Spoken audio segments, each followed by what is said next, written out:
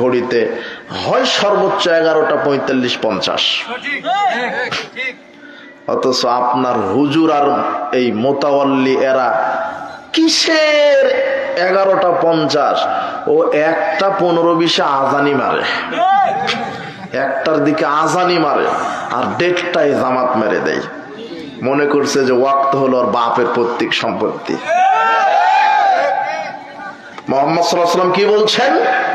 সূর্যটা যখন মাথা থেকে হেলে গেল তখনই যোহরের ওয়াক্ত শুরু।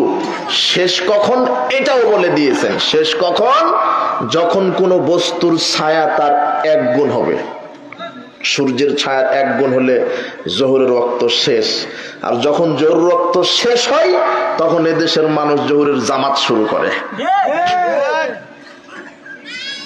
1:30টায় মারে, আর জুমাতে 1:45 2টায় মেরে দিল।